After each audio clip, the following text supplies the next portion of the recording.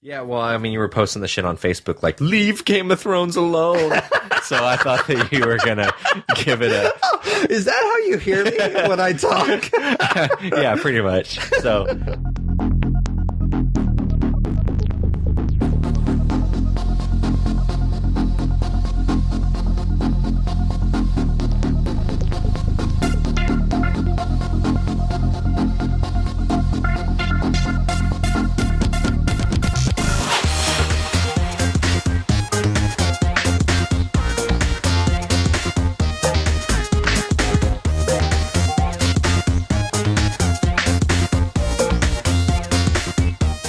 Welcome, nerds, to episode 155 of the Nerd You're Looking For podcast, a weekly nerd culture podcast that discusses the culture through various segments. My name, of course, is Patrick Kuhn, alongside my co-host, as always, Tyler Hunt. God, that was awful. Yeah, it's been so long since we've done that. Yeah, that was almost embarrassing. It was very, very embarrassing. I was just like, had to think about it. I haven't had to think about the intro in forever. If this is somebody's first episode, they're like, how have these people done this 150 something times at this point? Yeah, that was really embarrassing. But how are you? Good, man. It's been a busy 2 weeks since we last recorded, but I'm good. How are you? Yeah, this is the first time we've seen each other since we recorded, right? I think so, yeah. A lot of traveling and stuff over the last 2 weeks, but Yeah, how you been? I've been all right. I'm still pissed that I haven't got my movie pass card yet. I haven't got mine either. Yeah. So they say it's supposed to be 7 business days. It has been 13 business days, and I've yet to see that stupid card. And what pisses me off is been waiting around because I paid the money already. Yeah. So why would I go see a movie and pay to see the movie when I'm waiting for this card? Yeah, that is dumb. I wonder if they just weren't expecting all of these people to sign up, but I would assume so because their website crashed for like a day after they announced it. And then I went on Twitter because that's what you do when you're pissed off. And I went on their mentions, and a lot of people are pissed too. So I'm definitely not the only one that's gotten screwed about this, but it's just weird because they charge you. I know the billing cycle doesn't start until you activate the card, but I paid the $10 already. I paid the $10 on the 16th when I signed up for it, and now it is the 2nd of September, and I have yet to get that card. yeah, I mean, they got a lot of traction with this thing. Like I've seen, moms on my Facebook news feed sharing it to other moms' walls. Like, hey, did you see this? Yeah. So, I mean, they're hitting a very big consumer base at this point. So, I just think that they were not expecting it. But I mean, how could you not expect it if you're like, hey, $10 per month, movie every day? Yeah, it's so weird because one thing, when we had it, it was $30, and then they bumped it up to $40. We both decided that wasn't that's not a deal. No. I mean, you would have to see a movie. You would have to see 5 or 6 or 7 movies for that to even be worth it. And who has the time for that? As much as we love movies, eventually you just run out of movies to see. Yeah, especially like the time of the year that we're getting into, like September. I can't name 8 movies in September I want to see. Yeah. So, I mean, I haven't seen a movie in about 2 weeks, and I went on Showplace North, and I had seen about 6 of the movies that they're even playing right now, and I haven't seen a movie in 2 weeks. Yeah. So that's just tells you what kind of season we're in right now. But one thing that I always pointed to when it was $30 a month was it wasn't perfect. You would get on their app, and there wouldn't be a showtime or whatever, but then you would call them, and they would fix it in like 2 seconds, and their customer service was really, really good. Yeah, it was. And that was one thing that you were telling me as you were trying to sell it to me for a while. But now, according to the people on Twitter, again, that's not always, you always take that with a grain of salt, but the customer service has gone downhill real quick. But I mean, I'm sure they're just getting flooded with requests about when am I going to get my card and everything like that. But it's really, really frustrating because I feel like I'm being held hostage because there are movies like Logan Lucky and I'm completely blanking on other ones, but there's other movies out there that I want to see right now, and I feel like I can't see them. And that's disappointing. I don't know that. Well, so like next weekend, I think we're reviewing it, right? Yep. So we've committed to reviewing it on the podcast. So obviously, whether we have the cards or not, we have to go see it. Yes. But even if we weren't reviewing it on the podcast, I think that I'd probably like go see that one. So, Oh yeah, for sure. So, but I get, like, there's other movies out right now that I kind of want to see that I would see if I had my card that I'm obviously not going to go pay for at this point. So I go, man, it really bothers me. I can't think of another movie. But I was going to go see one yesterday, actually. I was going to drive home, look in the mailbox. Hopefully the card was there. And then I was going to go see Logan Lucky, but that didn't happen. So I still haven't seen that yet. And I guarantee you that's going to be what gets dropped when it comes out next week. So I'm a little bit disappointed in that because I know it's not doing very well, at least for what they, I guess, projected it to do. So I know it was kind of a blockbuster dud. Really? Yeah, as far as box office, yeah. Huh, I didn't know that it had high expectations. Flew under the radar for me. Yeah, I don't know. But I read a bunch of articles when it first came out that it was not doing as well as they thought it was going to. I think it like finished like third or fourth the weekend it came out, which it didn't even come out during a time where there had been that many big movies. But I know this year in general, they're saying has been a down year for the box office anyways. Yeah, that makes sense. It's not been a good year, to be honest, for movies, and people aren't going to the theaters as much as they used to anyways. Yeah, it's been a kind of a weird year. It's gonna be an interesting top 10 discussion when we have Matt on from the Obsessive Viewer. Yeah. I always look forward to that though. That'll be fun. This is the first year where I've kind of kept a running top 10. Yeah. So it's kind of funny to watch how it's fluctuated over the year too. Oh yeah, for sure. All right, so if this is your first episode, we usually start off each episode by kind of just checking in with each other. Like we said in the intro, we haven't really seen each other for a couple of weeks, so we just kind of use this first segment as an excuse to kind of just check in with each other. We call it What We're Into. So what are you into this week? So I watched the most recent DC animated movie, which is Batman and Harley Quinn. Okay. And I've talked about some of the DC animated movies on the podcast before, and we reviewed Killing Joke. Was that last year at this point that it came out, or earlier this year? Either way, we reviewed it, so we're familiar with their track record, and their track record used to be really good. DC animated movies used to be known for, telling these awesome stories and putting out, stories that are based on comic books and really hitting the nail on the head. So like Batman Year One, Dark Knight Returns, the Flashpoint Paradox, all of those are amazing, as well as some others that are slipping my memory right now. But I thought Batman v Robin was all right. Yeah, that one was all right. I haven't watched Teen Titans Judas Contract, but I heard that was okay. But they've been a lot more hit or miss lately, especially with, if you've listened to us for a while and you heard our Killing Joke review, you know that we gave it a pretty scathing review because it was a piece of shit movie based on an amazing comic book. And this is also a piece of shit. Oh, yeah. So the plot is fairly simple. Batman and Nightwing are out to stop Poison Ivy and Floronic Man from transforming people into plants. They want to kind of, as you do, those villains. It's like you want to stop people from hurting, wildlife and plants and stuff. So their whole plan is to release this thing that turns everybody into like these people plant hybrids. So yada yada yada. The Poison Ivy gist. So they end up enlisting the help of a reformed Harley Quinn since she's so close to Poison Ivy. And in that regard, like I said, it's pretty straightforward and silly. And the problem with this movie is, well, one of many problems is that it has an identity crisis. So it doesn't know what kind of Batman movie it wants to be. Like, it has the 60s music, and then there's a scene where they're doing the BAMs and the POWs. So maybe they want to be campy like the 60s.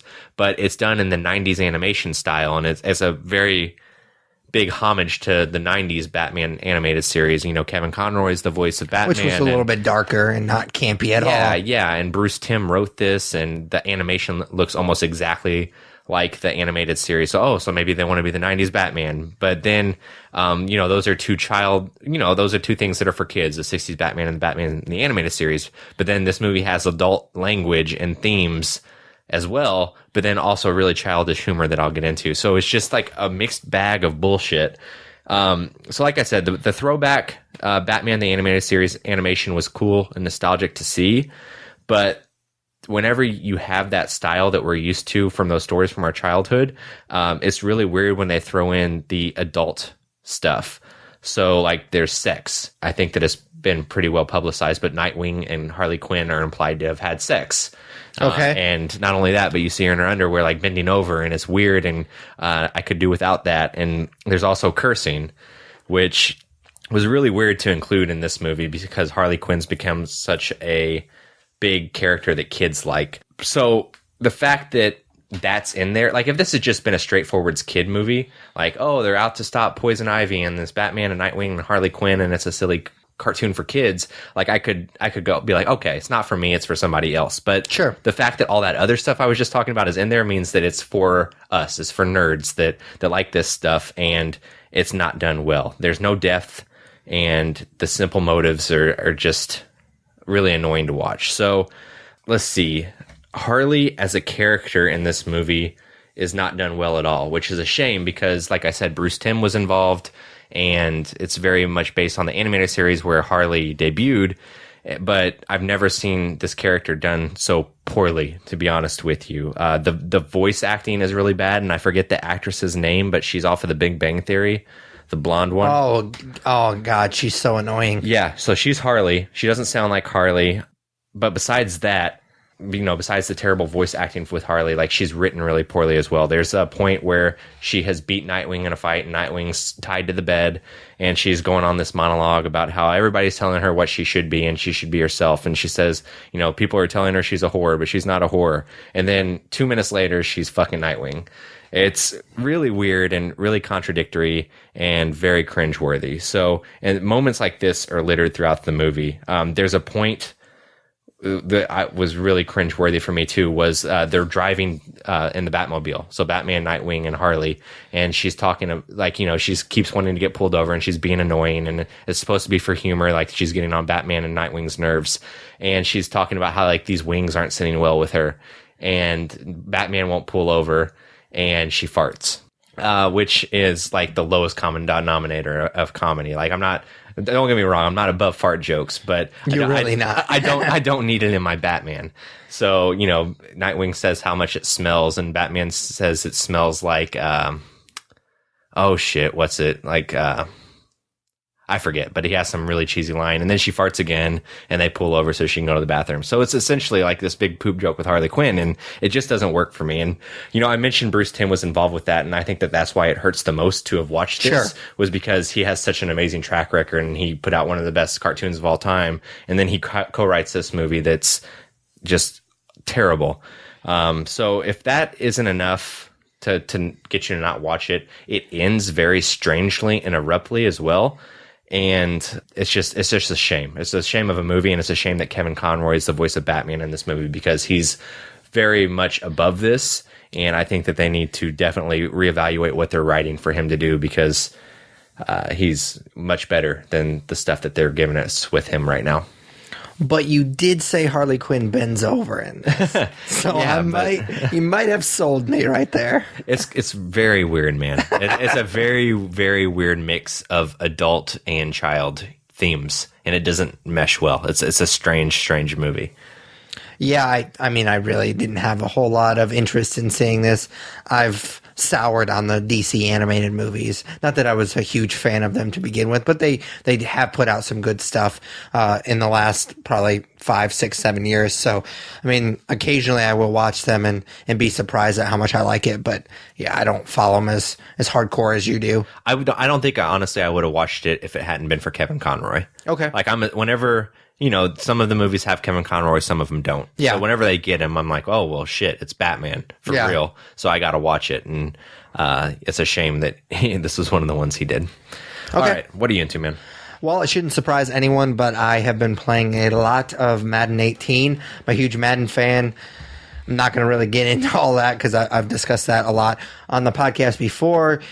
Just check out our Madden 17 review, and you hear me talk about how huge of a Madden fan I am. I have been a defender of the franchise for a long time, but I do understand that there are games where they go like 2 or 3 years in between big innovations in the series, and there's usually a couple of years here and there that it just kind of feels like a roster update where they'll make tiny changes but nothing too dramatic. this year I was really, really excited. We talked about it with our E3 news that they were actually adding a story mode called Long Shot. And so I was really, really excited about it because I've talked about the 2K, the NBA games, quite a lot on the podcast in the past. And I've talked about basically that's all I play in those games is in my career. And it's been something, I think I even mentioned it last time I talked about those games. I'm not a huge basketball fan, but I do enjoy that story mode. And I wish that they would do this in a game like Madden, where I am a huge fan of the sport, football. And they finally did it. They still have a lot to do with Long Shot. Like I didn't expect it to be perfect because it is the first year that they've tried it. Yeah. But they definitely have a lot of work to do in the next year or two to perfect this. It feels much more like an interactive movie, kind of like a Telltale game. Oh yeah. But even with those, when you're deciding like how to react to somebody, at least those choices matter. They try to make it matter in this game, but it doesn't feel like it has a whole lot of weight. And I've been doing walkthroughs for the YouTube channel that I should definitely check out. But some of the videos, like especially the first one, it was like 25 minutes of just them talking back and forth. And it's like, what am I even supposed to do here? Like it was like 25 minutes. And I would say maybe a combined 3 minutes of it was me actually playing a video game.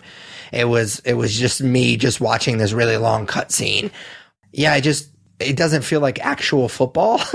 Now, it has kind of redeemed itself a little bit, especially there's a part where you play a high school football game where it's kind of like a flashback, and that was a lot of fun. I really enjoyed that. And basically the idea of the Long Shot, you become a contestant in this TV show. Yeah. And it's just like a football reality show, and you're just competing against these other players.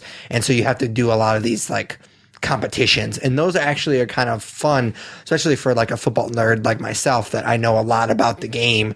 You have to watch film and like pick who the Mike linebacker is and stuff like that. And for me, that's really fun because I'm a nerd about pretty much everything that I love. And so that stuff is really fun to me, but I could definitely see how it would be super boring to a casual football fan that just likes playing Madden. Yeah. And doesn't really know a ton about the game.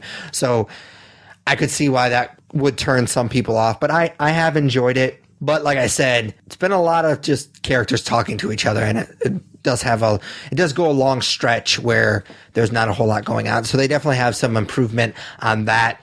And unfortunately, because they added this big thing in Madden 18, they don't have a lot of other innovations in the game because that was their one big thing for this year.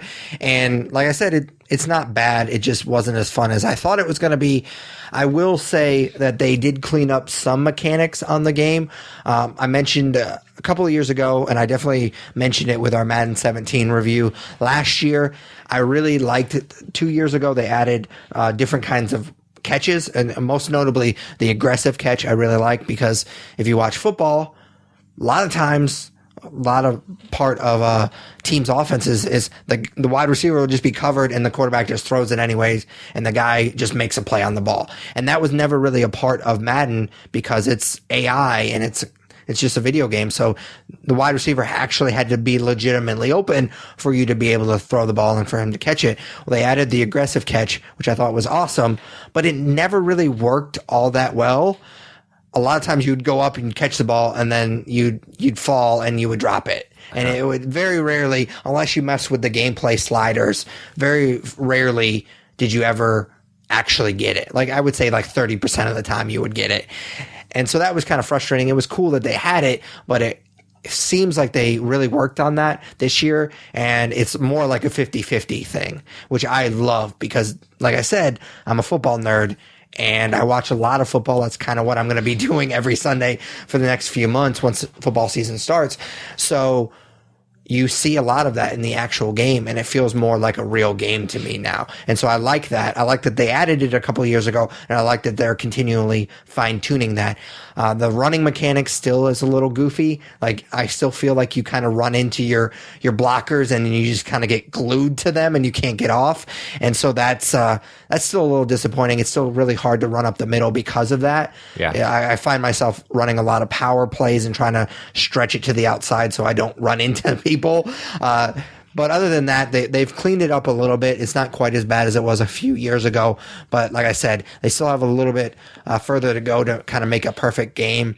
Longshot obviously has a long ways to go, but yeah, I think they're getting there, but there's not a ton of innovation. So for the people that think, oh, well, I'm not going to get it this year because it's just a roster update, yeah, I could kind of see it a little bit this year.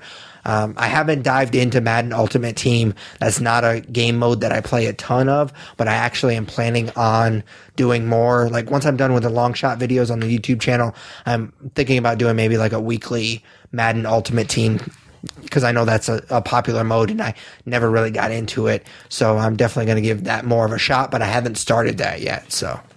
Yeah, I would typically pick up Madden, but I just haven't had a lot of time to play video games here lately. So sounds like I'm probably going to skip this year. We'll see. Yeah, I think you probably should. I think it definitely, because I know you're one of those people that don't get it every year. Yeah. And so I totally get that because it's $60. You know, I mean, I almost said I'm one of the few people. I'm not one of the few people. People get it every year. I mean, it's a hugely popular game. But yeah, I know that I have a couple other friends that are exactly like that. Like they'll get it every once in a while. Yeah. Yeah. So maybe next year.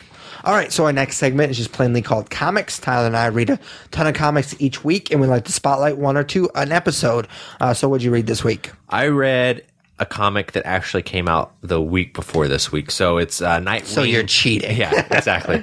Nightwing, The New Order, #1. So this is essentially an Elseworlds tale. It's not labeled as such, but that's basically what it is. So it's a story that isn't necessarily canon, but it's about a future in which Dick Grayson, of course Nightwing, has wiped the world of most superpowered people either by death or by a pill that suppresses their power. So just a heads up as I kind of get into what this comic's about and what I thought of it. I will be saying Dick quite a bit. So if you have any giggles, you just get it out now. So what I like a lot about this... I still haven't gotten over him banging Harley Quinn. Yeah, this book doesn't show him banging anybody, but he does have a son in it. So it's implied that he banged somebody. It's not implied. He definitely did. At least one time. What I like about this book is that it doesn't spoon feed the reader the details about this world that's taking place in the future in 2028. It lays clues and dialogue about what's come to pass, including a great scene between Alfred and Dick Grayson where they discuss the past a little bit, but it's, not really spoon-fed to you what happened. There's still a lot of gaps, which I'm sure they'll fill over the miniseries, but it's essentially following Dick as he's the head of a new organization that's responsible for eliminating superpowers and making sure that those with the superpowers are medicated so that their superpowers are suppressed. The Justice League is not around anymore, and it's heavily implied that they're all dead.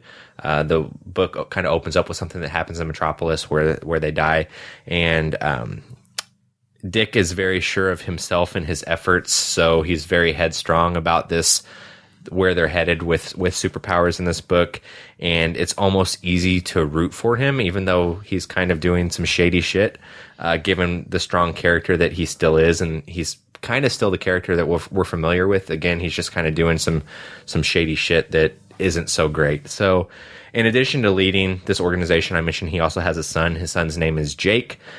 His son, he loves his son very much. And, there's this conversation that actually happens. I mentioned that Alfred and Dick have this conversation. It actually takes place at Dick's house when the three are having dinner together.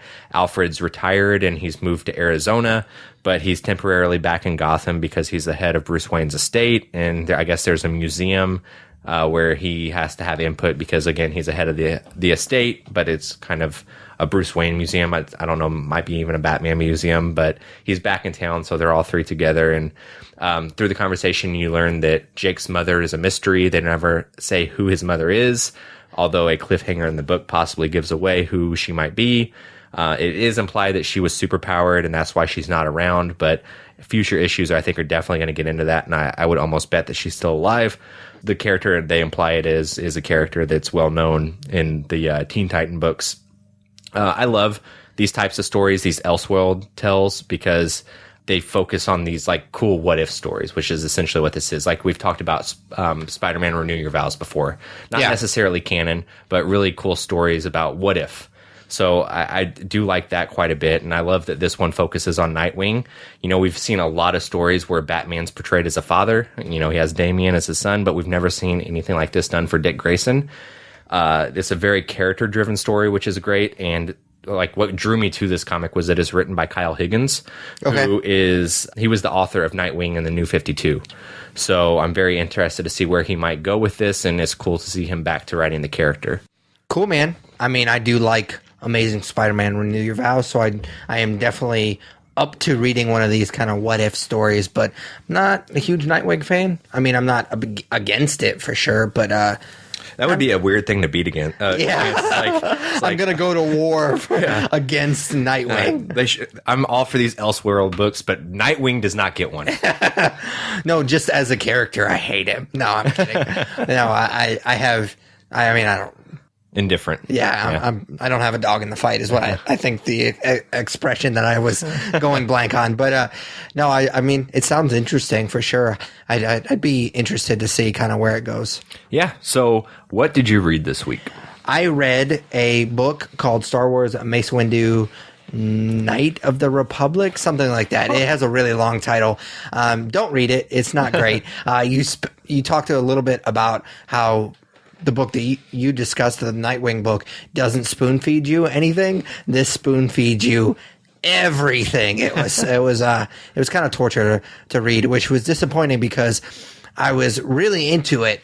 I like Mace Windu quite a lot, mostly because my favorite color is purple and his lightsaber is purple. I know that's a childish thing, but that's how my brain works. And I also love Samuel L. And of course, that's who plays him in the movies. Unfortunately, I not watched any Clone Wars. Like, I'm just not that into it, mostly because being a big Star Wars fan, I feel like I should be, but I hate the prequels so much that I could never get into that show. And I guess he plays a huge role, which would make sense in that show. And I felt like I was reading an episode of that show.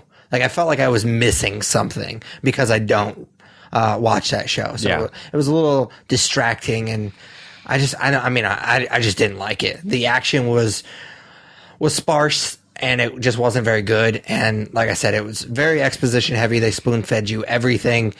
It's not a good book. I'm having a hard time finding things to say about it because there was just nothing happened. And it just really was. Mace Windu was kind of pouty, which it's kind of mysterious, and I don't know. It just wasn't a very good book. Don't waste your time on it, which is disappointing because I like the character, like I said, and it's a character that we don't know a ton about. If you don't watch Clone Wars, apparently he's underutilized in the prequels. And so I was definitely looking forward to kind of getting to know the character a little bit more. And I do like the Star Wars books quite a lot. So I was hoping that it was going to be more of the same. But then I got to thinking, do I really like all the Star Wars books? Because the Han Solo stuff was a little cool. Yeah. Chewbacca stuff wasn't that good. The Lando stuff wasn't that good. I know the adaptations haven't been that great. So maybe I just like Darth Vader and the main Star Wars book. It's almost like they're taking every character they can and they're just throwing it up against a wall to see which ones stick as far as comics go. That's absolutely what they're doing. Just seeing which ones they can milk for a good story. And yeah, I mean, it was the novelty of having these Star Wars comics was great at first, but now it's like, all right, it's been a few years. You need to start telling amazing stories. And yeah, it's weird because obviously we're huge Star Wars fans, and it feels like I'm almost obligated. Anytime a book like this comes out, I'm like, oh, well, a new Star Wars book. Like, I'm a huge fan of this universe, and I feel like I need to pick it up. But then I've been disappointed more often than I've been rewarded for my money and my time. Yeah, no, I completely get that. And I have not picked up any of these other books. I pretty much just keep getting the main series and Darth Vader. Yeah, and Darth Vader book is really, really good. And the main book is still surprisingly really good. I mean, for a book to stay consistent 30, 34, 35 issues as well as they have. I mean, there's been a couple of issues here and there, but for a book like that to stay as consistently good as it has been pretty awesome. But other than that, they haven't been that great. Yeah, which is disappointing. For sure. So what's nerd news this week? All right. So if you haven't heard enough about the DC characters, then buckle in because we got more shit to cover here. So this happened like right after we released our last episode. So it's almost old news at this point, but it's been a kind of quiet 2 weeks, and this was definitely the biggest stuff. So there was a big kerbuckle, or is that even a word? Nope, definitely not. Of DC movie news. So the first is that Todd Phillips is going to direct a Joker Origins movie. Yes. That is going to be produced by Martin Scorsese, but it's not Jared Leto. It is going to be like outside the DC cinematic universe. Yep.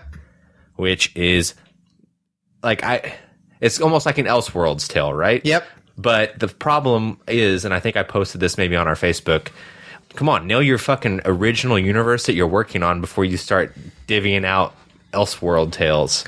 So they've just given up, right? I just think, again, what we talked about with the Star Wars characters, they're just throwing stuff against the wall to see what sticks. It's like the news that came out throughout this year was promising, like, oh, a Batgirl movie by Joss Whedon. Oh, Matt Reeves is doing the Batman. The guy who did the Lego movie is doing Nightwing, and you know, they got the Annabelle guy to do Shazam. Like, they're kind of building this universe, and then out of fucking left field, it's like, oh, we're gonna tell a Joker origin story that nobody fucking wants, but it's not gonna be the Joker that we're trying to tell stories about right now. It's a completely different Joker. It just doesn't make sense. Yeah, and it would not surprise me if this movie was critically and financially successful, if they wouldn't just be like, oh, this is just where we're gonna go now, like, and that's just gonna be part of they'll find some way to make it part of the universe. I wonder if they said yes, because I wonder if it was they're doing where they started developing this movie, or Martin Scorsese and Todd Phillips came in and were like, yo, we want to do a Joker movie, and they were like, oh, okay, yeah, because you guys are good. Well, Todd Phillips. I mean, yeah, I'm leaning more. He's made one good movie. In that statement, I'm definitely putting most of the emphasis on Martin Scorsese there. Yeah, I don't know. I would imagine it was probably DC Warner Brothers that wanted to make that happen for sure. But then this started some shitstorm where I guess they uncovered in some interview where Matt Reeves said that the reason he was doing it was because he was told it wouldn't be in the DC universe, the Batman. But then he clarified that that's not what he meant. He meant that he didn't have to put other characters in it besides the Batman characters. So it caused like this whole big shitty thing. And it's fucking weird. They just need to get their shit together for sure. Yeah. I mean, and I thought that they were kind of on track with the films they had planned. And then you just throw this out anywhere. Like, film goers aren't dumb, but at a certain point you're going to confuse people, right? Yeah, for sure. They are so laughably behind. It's ridiculous. The other thing that came out of it was that Jared Leto's still playing the Joker, and they're going to do a Harley and Joker movie in addition to Birds of Prey, in addition to Suicide Squad 2. Yep. So, I mean, all three of those movies aren't going to get made. So, we'll see. I bet that Joker and Harley replaces Birds of Prey. Or not Birds. Was it Birds of Prey? I thought it was Gotham City Sirens. Yeah. That's right. Same difference. I think you've done that every single time. And then while we're just kind of throwing DC stuff up against the wall, the Titans show cast a character that I've brought up 2 times already, Nightwing, a guy named Brenton Thwaites.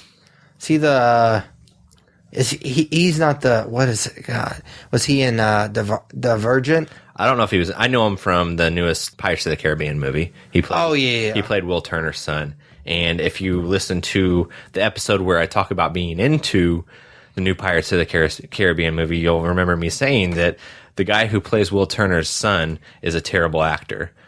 But, I do remember that. But it's, they're not going to get some Shakespearean actor to play Nightwing on some bullshit TV show that you have to have some kind of subscription to see. I forget what network it's going to be on, but whatever, man. Besides all that DC stuff, I do have one other piece of nerd news, and it's kind of a segue into our main topic.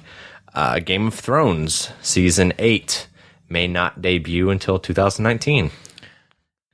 Yeah, I mean, that's obviously super, super disappointing because we've waited.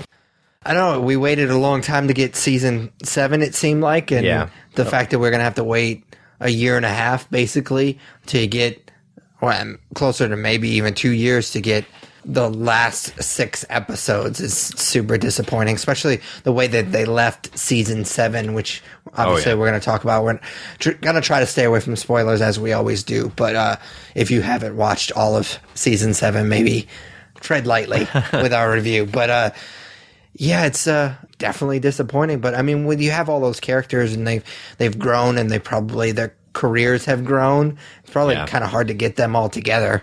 Well, I would imagine their contract forces them to get together. Oh, wait, yeah. I don't know if it's a creative thing, or I know with Season 7 it was delayed because they needed it to be colder for winter. Yeah. Even though, now that I think about Season 7, there wasn't really a lot of winter stuff except for like the stuff beyond the wall, which they've done all along. So yeah, I don't know what the reasoning is, but you know, we only have 6 episodes left. I know that they mentioned that they might all be feature length or like longer, like the Season 7 finale was, like, 80 or so minutes. So maybe that's why. But I would rather them take their time and end it right than rush to make a deadline next year, I guess. Yeah, for sure. But I mean, you would have thought that they would have been a little bit more prepared. Been planning. Yeah, for sure. Like, oh shit, we have to put out seasons every year, so we should probably make that. Yeah, for sure. So just moving right along, like you said, we're going to be reviewing Game of Thrones Season 7. It was only 7 episodes, which is strange because the past 6 seasons have all been 10-episode seasons. And this, unlike past seasons, is almost exclusively original content. I know that the writers have gotten ideas from Martin, but for the most part, it was original content for this season. Like I said, we're going to try to stay away from spoilers as best as we can. But I mean, you gotten to the point, Season 7, it's going to be kind of tough to stay away from spoilers if you're not that far. Yeah. If you're only through Season 2 of Game of Thrones, we're definitely going to spoil a lot of shit for you. That being said, normally at like this part of the review, we kind of talk about our expectations for whatever we're reviewing. I feel like that's kind of important to establish because even though we like to assume that we're going to be objective, but expectations do play a part in shaping your review. This made both of our favorite shows of all time, so obviously we're both pretty excited to see it. Yeah, absolutely. This was, I mean, it was number 2, I think, on my top 10 TV shows of all time, and I mentioned that if it sticks the landing, it could possibly be number 1. So, that kind of love for a TV show, you're obviously going to be pretty psyched and pumped when it comes back on the air, especially given that it was a longer wait, like we mentioned. Yeah, so let's just dive right into the review. If this is your first episode, and we start off all these reviews by just kind of giving a general overview of whatever we're reviewing, whether it's a movie or, in this case, a TV season. We call it broad strokes. First of all, if you read the internet, which you shouldn't do because it's awful, but you would get the impression that this is the worst season of TV of all time because people are really, really hating on this show right now. And I think it's ridiculous. I think this season was certainly flawed, most notably in the storytelling. And I think that I'm going to mostly point to the 7-episode season. Like I said at the intro, all the other seasons have been 10 episodes. Because of that, they've had much more time to develop the characters and situations. This season seemed a little rushed, and I don't know why they did what they did. It seems like they could have easily made it 10 episodes and drawn out some of this stuff, and they could have had a much more character development, much more plot development. Especially the last couple episodes felt really rushed. It was almost like they backed themselves in a corner by saying it was going to be 7 episodes. They had more material, but they're like, nope, we got to get to this point by the end of this episode. And it just felt like they were rushed. Bang, bang, bang. And the next big thing was happening, which was awesome because it made for some amazing episodes. But the storytelling was a little bit flawed. judging by their high standards that they've set for themselves in the past seasons. So I definitely, even though I don't feel as strongly as some people do about it, I definitely see that it's a little bit flawed. I'm not talking about the same stuff that the trolls are talking about as far as how fast ravens can fly and how far fucking Night King can throw a spear. I'm not talking about that stuff because that stuff is fucking stupid. Like, this is a medieval show about dragons and ice zombies. Like, obviously you're taking a leap of faith with this show. So I don't care about that stuff. I think that stuff is stupid. Like, if you're going to sit there and nitpick a show, I mean, I don't think that. Obviously, we look at everything with a critical eye because that's what we do on the podcast. That's what we like, having these conversations. But I think there's a difference between that and what some people are doing with this show right now. And I think it's kind of ridiculous. So I'm not talking about that. I'm more talking about the fact that the reason that this show has kind of risen above the genre of the fantasy storytelling is the fact that it doesn't sacrifice character development and plot development for these big action set pieces.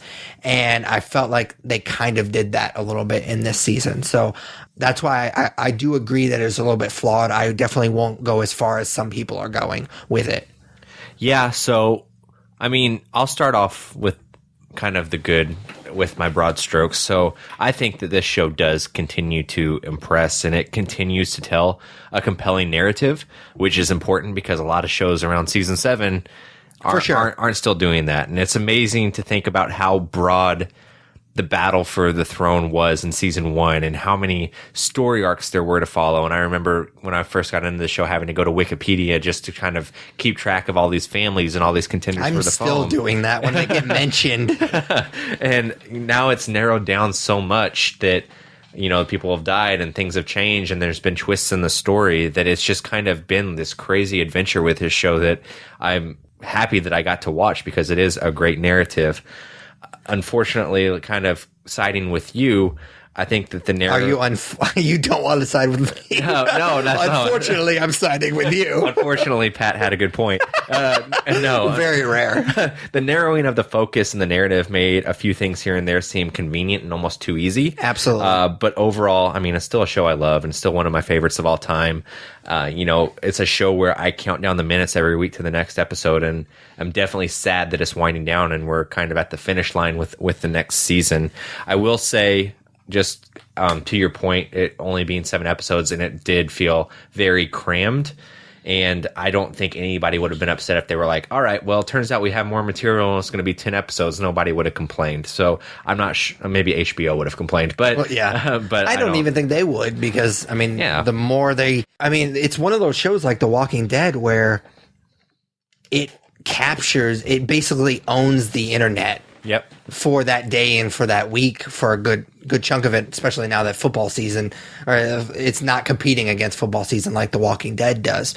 So I don't think that HBO would have cared at all. Yeah, no, I mean, you wouldn't think so. So I don't know why, you know, you did that last episode, and that last episode I'm sure we'll touch on. It was absolutely. A really good episode, but it was 80 minutes. You could have added, you know, a little bit more in there and made it episode 8. I want to say that wasn't another episode. It wasn't 80 minutes, but I want to say that there was another episode that was like 68 minutes. Yeah. It bled over a little bit, not too much. Yeah, there was. I remember that too. So I don't get why you don't just make it a 10 episode season. Yeah, for sure. It felt like they would jump a lot in this season, and they never used to do that.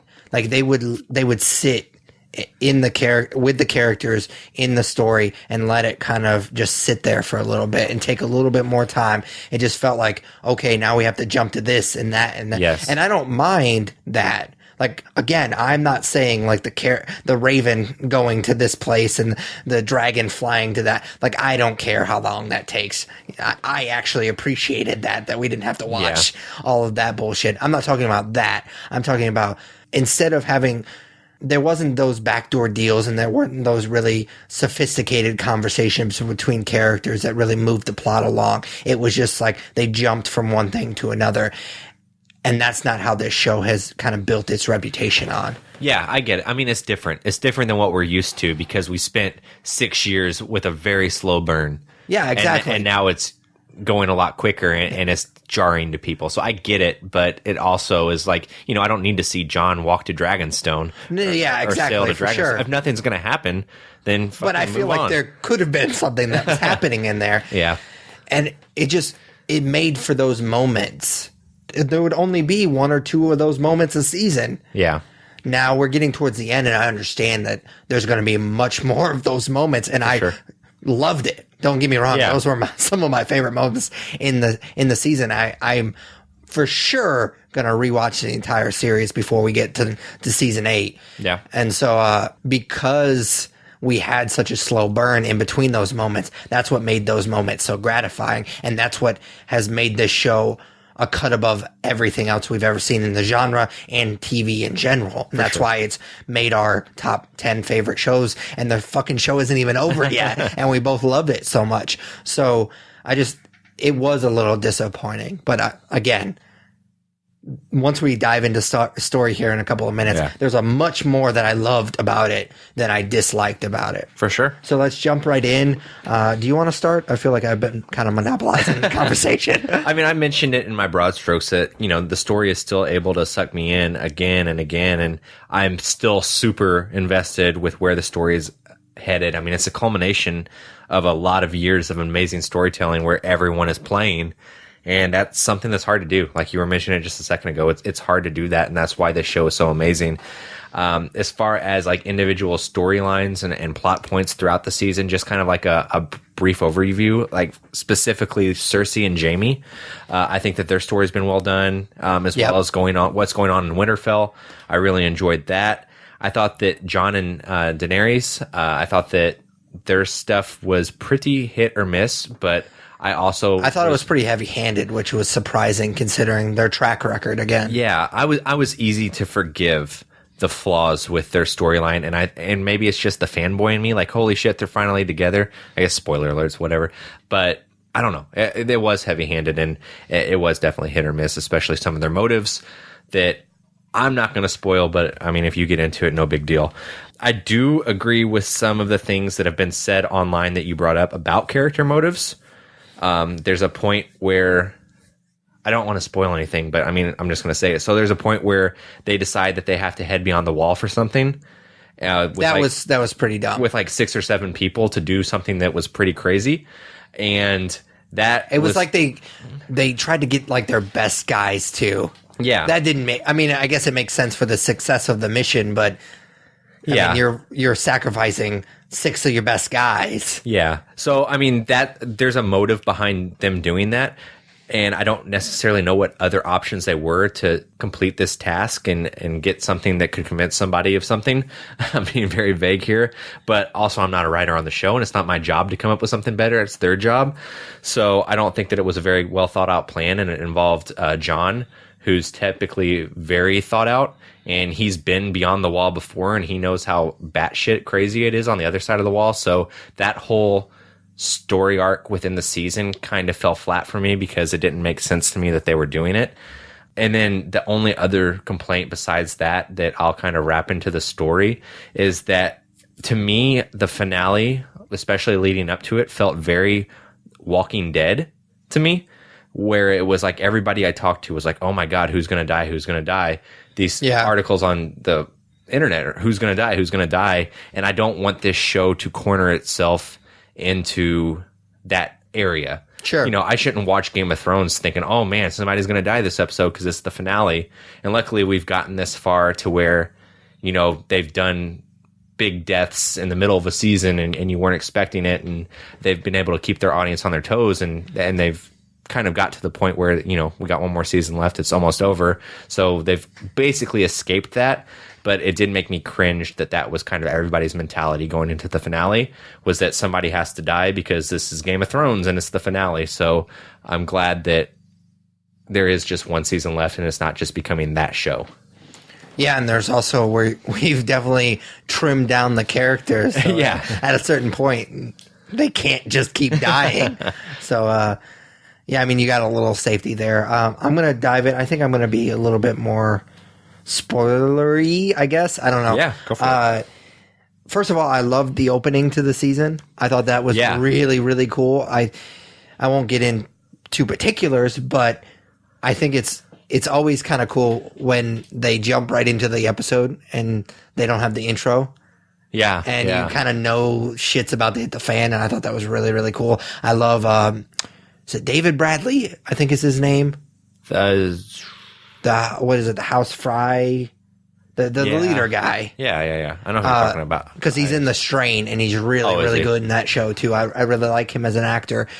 I was bummed, but at the same time, again, I'm trying to be vague. But yeah, I thought that scene was really, really cool because it kind of gave us closure for the Red Wedding. I'm glad that Winter is finally here in the show. Like, they've been teasing this for so long.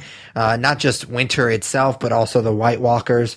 I mean, we've gotten some of that in past seasons, but it's finally here, and they're not just mentioned in passing. They're the clear and present danger right now, especially in this particular season. And so I appreciate that we're finally getting to that point. Yeah. I love the weird rivalry between the Night King and Jon. Just them staring at each other every once in a while. I just think that's really cool that we're finally seeing that. I'm definitely looking forward to seeing how that plays out, because that's going to be awesome in season 8. So I started off with a couple of things that I liked, and I'm going to kind of sandwich it in with something that I didn't really like too much. Is it just me, or does anybody even give a shit about what happens in the Iron Islands? I really don't care about that. Oh, yeah. I thought you meant like people on the show. Do they care? Oh, no. You mean like the audience? Yeah, nobody cares. I don't care about Theon. I really don't care about him. Like, Ramsay could have killed him off and the show wouldn't have been any different for me. Now, I haven't read the books, so I don't know how closely the show follows the books. I know this is almost exclusively original content, but I don't know. Like, maybe I don't know if that's blasphemy or not, but I really just don't care. I don't know how they're going to play out. I know his uncle's obviously going to play a bigger part in season 8, but I mean, he's a douchebag. He's supposed to be a douchebag. Yeah. You're not supposed to like him, but I just don't care about that family drama. No, not at all. Like, all 3 of the characters involved with that family drama could die, and it would not change anything with what I'm looking forward to in season 8. Yeah, it just feels like, and I talked about this in broad strokes, and we've definitely touched on it a lot. This season didn't take as much time as they have in past seasons with character development and plot development, and too much of that, the few times that you do get to see that, is wasted on them. Yeah. And that was really disappointing. Yeah, I understand that Theon kind of ties Jon back to his childhood, and so we have that, and I think that's what they're trying to play on, but I don't know. I just don't care. Like, his big chit chat with Jon towards the end of the season just didn't do it for me at all. No. I just don't like him as a character. I love that. What's his goddamn name? I always get him confused with his father's name. Peter Dinklage character. Tyrion? Yes, I'm sorry. Him and his father have very similar names, and I always get Tyrion and Tywin. Yeah, I always get them confused. I love that he has been kind of one step ahead of everybody in the show. Like, obviously, he's not physically intimidating, but he's always been smarter than everybody else. So even when he's gotten himself in trouble, he's been able to kind of talk his way out of it. And I really like that his plan initially failed. I think that was the first time that we've really seen it fail as miserably as it did in this season. And so I really appreciated that. It's a turn for the character that I haven't seen yet. And he just flat out got outsmarted in this season. And I appreciated that turn. I'm really glad that Braun is back. He didn't play a huge role in this season as far as screen time's concerned, but he definitely, his character itself kind of set the wheels in motion, especially for that season finale. He's one of my favorite characters in the show, and he has been kind of non-existent the last few seasons. He can't be in any scenes with Cersei. Yes, and I was going to actually bring that up. I guess we read the same article that apparently they dated years back, and they hate each other. Yeah, I had heard that a few years ago. Oh, really? There's a scene in, is it the finale, right? Where they're about to meet, and he says something, and him and his, was it Pod, just leave. They go. He's and like, I thought to myself, I was like, that was really weird to do that. Like, why wouldn't he be part of this? Like, he was the one that kind of put this meeting together. Why wouldn't he be a part of it? And obviously, him and Jamie have a bit of a bromance, so he would want his opinion. Yeah, he's just like, hey, let's go get a drink while Cersei comes out because I can't see her because we used to fuck. Yeah, it was super weird. And then I read that article, and that's kind of what they said was that was the reason they did that, and it was really weird. That way, so fucking petty. I don't believe most of that kind of stuff, but that seems like a weird thing for them to do in the show as far as motives are concerned. So it leads me to believe that rumor is actually true, which is kind of weird. So the big reveal towards the end of the last episode, I didn't think it was that big of a deal. I feel like Jon's heritage has been something that has been teased so much and rumored so much that you had to have known at this point that he wasn't a Stark. Yeah. I know we're not going to say his actual name. We're not going to go all out with the spoilers, but he's not a Stark. Like, I mean, that's been theorized forever now. I remember talking about this in our season 6 review. Yeah. And that's my problem is that this show has so many theories around it. Yep. So one of them was bound to be right. And so this theory that I heard whenever I was watching season 1 from my buddies that have read the books turns out to be true. It just doesn't carry any weight. Yeah, I feel like it's been like 3 seasons in the making. Yeah. That we've been hearing these rumors. And by the time we actually got confirmation, it was just like, okay, yeah, I kind of figured that was coming. And I mean, it's not the show's fault. Eventually they had to get there, and it's not their fault that it's not like they've been teasing it all that long. It's been a rumor for so long. And like you said, people have these crazy rumors and 95% of them aren't even close to being true. Eventually, if you keep throwing shit up against the wall, something's going to stick. And this so happened to be a huge deal, and it just didn't feel like it was that big of a deal. Yeah. I mean, it's going to play big in the next season. For sure. But they didn't know. Yeah. So, I mean, I don't think it's not any weirder than some of the other stuff with Jamie. Yeah. Like that. They know. Yeah. No, for sure. So that was a little disappointing. But other than that, I mean, the Night King stuff is really, really cool. I love the White Walker stuff. I'm glad that they're finally they play such a prominent role now. I was reflecting on the White Walkers. It's funny. That's like the first thing you see in this entire show is a scene with White Walkers. And then, like, that first season, they never even touch on it again. And you're like, so what the fuck was that? And, and now, exactly. As it's kind of culminating, it's, that's the biggest threat to everything. So it's kind of cool. Yeah, for sure. So the next segment that we always do in our reviews, and it's going to be kind of silly because they've been doing it for a while, but performances, like we've said before, I'm sure we mentioned this when we talked about season 6, is we're at season 7 at this point. It's kind of hard to pinpoint good and bad acting with these characters because these actors have been living these characters for so long. I will say that Littlefinger's last moments were kind of cringeworthy, which is disappointing because he's a really good actor, and I think that he's done a really good job with this character for so long, and he was really, really good in The Wire. But his last moments were kind of cringeworthy, but I think that's kind of what they were going for because he's one of those characters that he's not Ned Stark. So he's not going to be proud at his last moments. Like, he was going to do whatever he could to get out of that moment. So I would say, same thing. Like, everybody's been doing it for so long. Everybody knows their role, and it's probably like clockwork to all of them at this point. The one performance I would like to point out as almost ruining everything for me was Ed Sheeran, which and that's not who I thought you were going to go with. No, it was very well publicized on the internet that everybody was pretty pissed that he was in the show, and he was in episode 1, and I hate to shit on the guy, but that completely took me out of episode 1. The fact that they were singing to it, it was too really bad. Yeah. A show like Game of Thrones shouldn't do that. That's something like that's a primetime sitcom-y move. Yeah. And that's not what this show is. It was very weird. So I will say that took me out of it, and that's kind of a performance related thing. But My big thing, performance-wise, and where I thought you were going to go with it, was Isaac Hempstead Wright. Let me guess, is that Brand? Yes, that is the most hipster name I've ever heard in my entire life. He is real bad. Just awful in this show. I wonder what direction they're giving him at this point. Just looks super creepy and emo and have zero expression on your face when you say words. It's, I mean, super, super creepy. Yeah. He had like this cool arc through those middle seasons where he was with Hodor and they were beyond the wall and he was trying to find the three-eyed raven. And then his arc has just kind of ended. Yeah, it flatlined. Yeah. So I don't care. Yeah. It's like, what do we do with him at this point? I don't know. He's become a really strange character.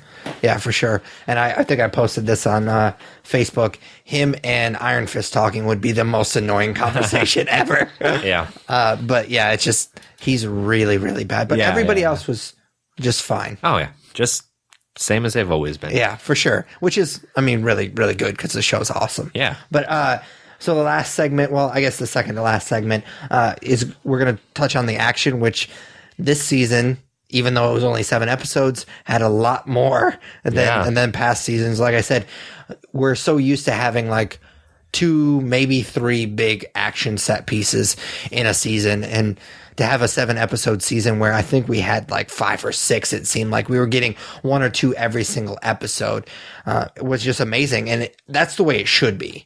Yeah. To be honest with you, you're getting to the point where shit's really hitting the fan and you should have all these amazing action set pieces. So the fact that people were getting upset with that didn't really sit well with me because at this point we've had this slow burn.